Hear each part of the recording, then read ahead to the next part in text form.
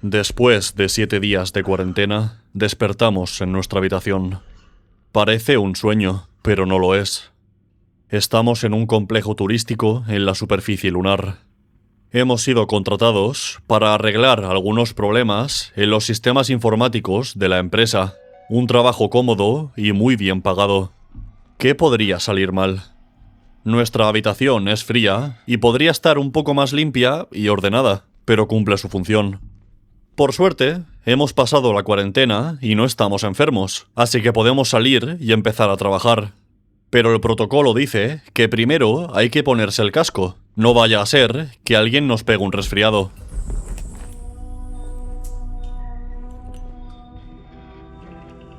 En el terminal, imprimimos nuestra tarjeta de identificación y abrimos la puerta de la habitación.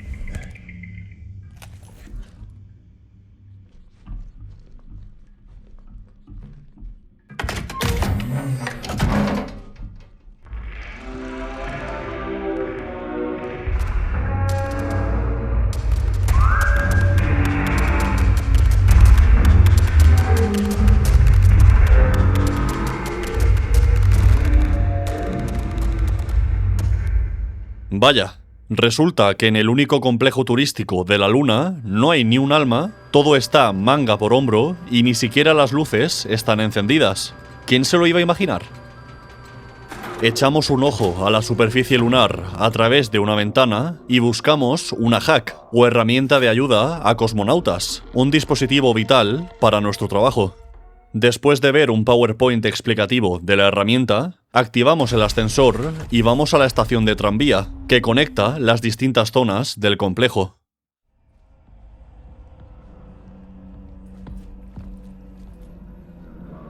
Todo está vacío. Resumiendo, nuestro trabajo consiste en desactivar la red de seguridad automatizada, que se encarga de controlar los sistemas de seguridad del complejo y que falla más que una escopeta de feria. Para ello, necesitamos el código personal y la tarjeta de identificación de Kei Koyama, nuestra encargada, que está desaparecida en combate. Así que, de momento, el principal objetivo es encontrarla. Como podréis imaginar, esto suena más fácil de lo que es, porque como todo está hecho polvo, desplazarse por la estación es muy complicado. Por suerte, con la ayuda de la hack y de este robot tan mono, conseguimos llegar a una de las puertas del centro comercial del complejo. Y al ser una puerta exclusiva para empleados, tenemos que pulsar un botón escondido para abrirla.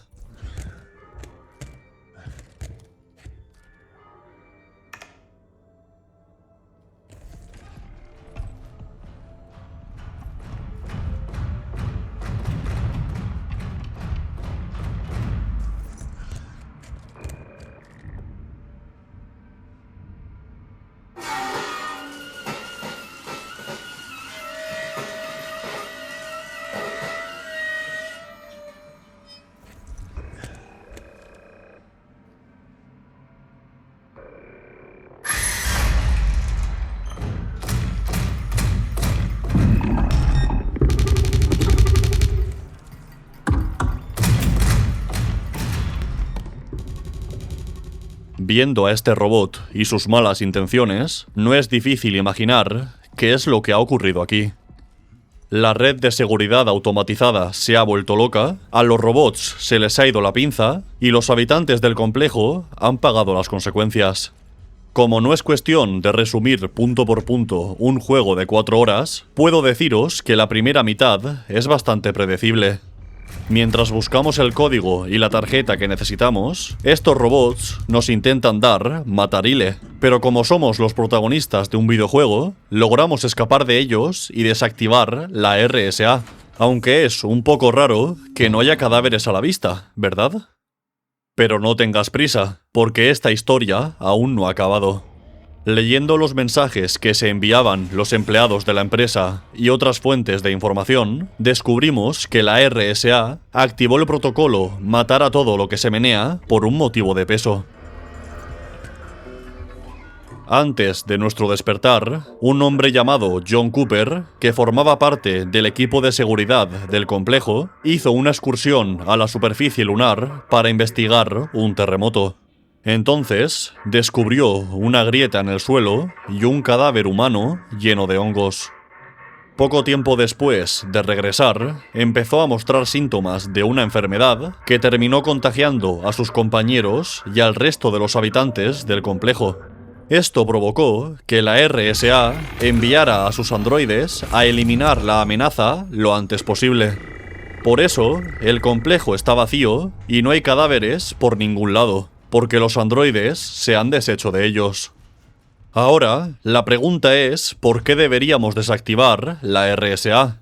Después de todo, no parece que quede nadie vivo y lo que están haciendo los androides es intentar contener la enfermedad. Se podría argumentar que debemos desactivarla para que los androides no nos maten. Pero ¿no sería más lógico buscar una forma de volver a casa o de informar a la Tierra de lo que ha ocurrido? A lo largo de nuestro viaje a través del complejo, tenemos visiones extrañas y oímos nuestra propia voz diciendo cosas que no tienen mucho sentido. Incluso llegamos a perder el conocimiento en algunos momentos. Estos no son nada más y nada menos que síntomas de la enfermedad que a todas luces nos está controlando. Y como la RSA dificulta la transmisión de la enfermedad, nos ha manipulado para que la desactivemos. Tras apagar el núcleo de la RSA, perdemos el conocimiento y despertamos en otro lugar.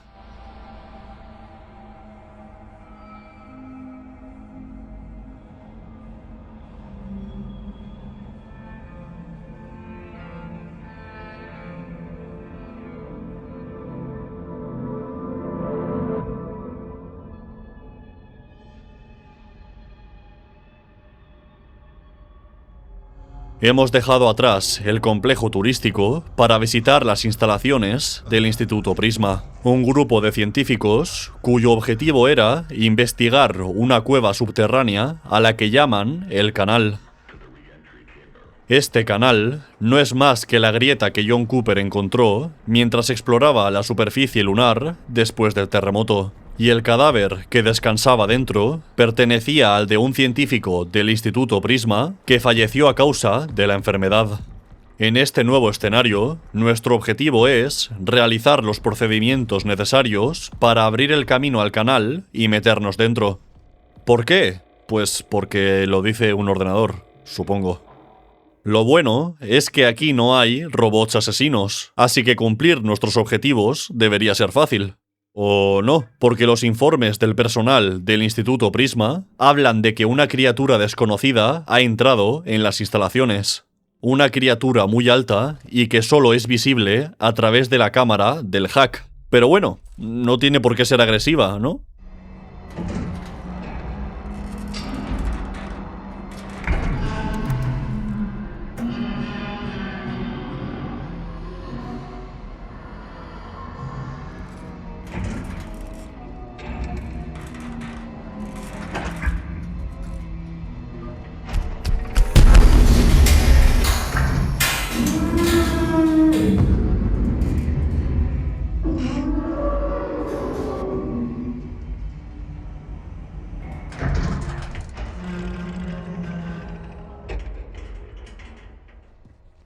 Después descubrimos que esta criatura no estaba sola, porque otro ser llegó al Instituto Prisma antes que ella. Un mamífero con muchos brazos y el cuello muy largo que se atragantó con una manzana y se murió.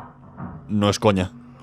Este ser seguramente traía consigo las esporas fúngicas que provocan la enfermedad y que hicieron desaparecer a todos los científicos. Algunos murieron y otros siguieron nuestro camino y obedecieron la llamada del canal. Esquivamos a la criatura durante un par de horas, la dejamos entretenida viendo TikTok y por fin llegamos al canal. Las cinemáticas finales no las entiendo, así que os invito a que juguéis el juego y me las expliquéis, porque a mí no me cuadra nada. Afortunadamente, este vídeo no va sobre la trama de Routine, que me ha gustado, pero es demasiado estrambótica para mi gusto, sino de cómo el juego consigue asustarte usando recursos muy infravalorados en el género de terror. En el cine se usa el término diégesis para referirse al mundo de la película. Por lo tanto, la música diegética es la que suena dentro de ese mundo, en una radio o un tocadiscos, por ejemplo, mientras que la extradiegética es la que solo oyen los espectadores, y así con el resto de los elementos de la película. En los videojuegos, aunque es menos común, también puede hacerse esta distinción. La barra de vida de Dead Space es diegética, porque los personajes dentro del juego pueden verla, mientras que la de Hollow Knight es extradiegética, porque solo la ven los jugadores. En el caso de Routine, cuesta encontrar un elemento que no sea diegético. Quitando los subtítulos y el breve tutorial del principio del juego, todo lo demás es diegético. Cuando interactuamos con los terminales, no se abre una pantalla adicional, sino que lo hacemos tal y como lo haría nuestro personaje si fuera real. Cuando manipulamos la hack, tenemos que pulsar los botones de la propia herramienta, y cuando leemos un texto o escuchamos una grabación, debemos hacerlo en tiempo real. El juego no se pausa. Ahora os estaréis preguntando, ¿y esto qué importancia tiene? Pues mucha o poca, dependiendo del juego. En el caso de Routine, que es un juego de terror, creo que el uso de lo diegético es lo que lo diferencia de otros títulos del género, como Alien Isolation, con el que también comparte la ambientación espacial. Alien Isolation es un juego muy inmersivo, pero entre otras cosas, tiene una interfaz en la que podemos ver nuestra vida y nuestros objetivos. En Routine no hay ni interfaz. Si queremos ver los objetivos y otra información de la partida, debemos acceder a ellos a través de alguno de los terminales que hay por el mapa. Esto aporta realismo y favorece la inmersión, que cuando se trata de asustar a los jugadores, es vital para la experiencia. Porque sí, aunque me he tomado el apartado de la historia de forma un poco irónica, Routine da miedo, mucho miedo. Y algunos momentos del juego se van a quedar grabados a fuego en mi memoria durante mucho tiempo.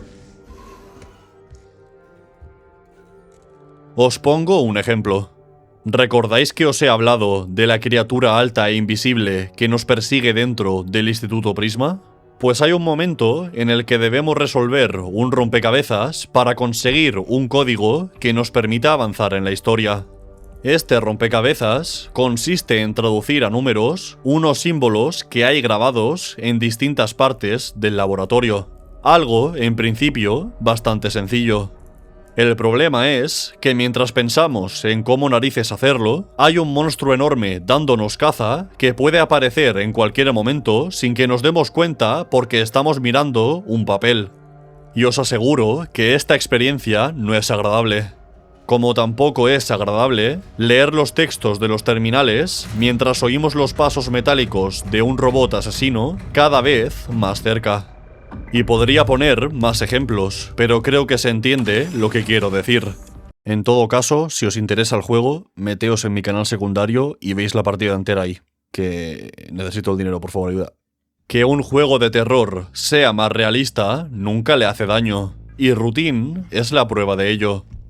Si este apartado estuviera descuidado, lo más probable es que el juego me hubiera parecido muy mediocre porque no innova demasiado en otros aspectos. Pero el diseño sonoro es tan orgánico, los gráficos son tan buenos y la jugabilidad es tan inmersiva que es imposible no darle la enhorabuena a sus creadores. Incluso las animaciones de los enemigos y de nuestro personaje son de una calidad asombrosa. Y hablando de enemigos, quiero dedicarle al monstruo invisible el amor que se merece, porque esta criatura, conocida en el Instituto Prisma como Entidad A, es uno de los seres más aterradores que he visto en un juego de terror, tanto por su diseño como por su comportamiento. Para empezar, el hecho de que a veces sea invisible y a veces no, me parece una genialidad. La primera vez que oí hablar de él, pensaba que sería simplemente una criatura invisible, como el monstruo marino del primer Amnesia, pero obviamente me equivocaba. La entidad A aparece y desaparece cada cierto tiempo, por lo que encarna lo mejor de los dos mundos, el temor a lo desconocido y el conocimiento de lo temible. Y como casi nunca tenemos oportunidad de verlo de cerca, a no ser que sea demasiado tarde, el misterio de su aspecto tampoco se pierde. Como inciso, el estilo de criatura muy alta que parece humana pero no lo es, me encanta. Por favor, seguid usándolo hasta que se vuelva una moda y pierda la gracia. Un saludo. Y ya que estamos hablando de la entidad A, sería un crimen no mencionar nada acerca de su inteligencia artificial. Desgraciadamente, no llega al nivel del xenomorfo de Alien Isolation, pero está tan bien pensada que no me importa. La criatura se pasea de un lado para otro como cualquier otro bicho de juego de terror, pero no se limita solo a eso. Si pasa un tiempo sin vernos ni oírnos, se queda quieta en una esquina para hacernos pensar que se ha ido y pillarnos desprevenidos. Esto crea la ilusión de que la criatura es inteligente y de que reacciona a nuestra forma de jugar, aunque realmente no lo hace. En resumen, Routine debería ser la referencia en cuanto a inmersión dentro del género de terror. Quizá en otros géneros la inmersión no es tan importante, pero en el terror es vital. Por muy buena que sea una historia, si los otros elementos del juego no la acompañan, no sirve para nada. Es duro, pero cierto. He visto muchos juegos de terror que tienen historias interesantes, pero no dan nada de miedo porque no consiguen que te los creas. Y eso es un desperdicio. Muchas gracias por ver el vídeo, sobre todo a los miembros del canal. Si te gusta mi contenido, te recomiendo que eches un vistazo a los enlaces de la descripción. Ahí podrás encontrar el enlace a mi canal de Twitch, a mi canal secundario de YouTube, a mi Twitter, mi Instagram, al servidor de Discord y lo más importante, a mi canal de WhatsApp, donde aviso de la subida de vídeos y del inicio de los directos. Hasta la próxima.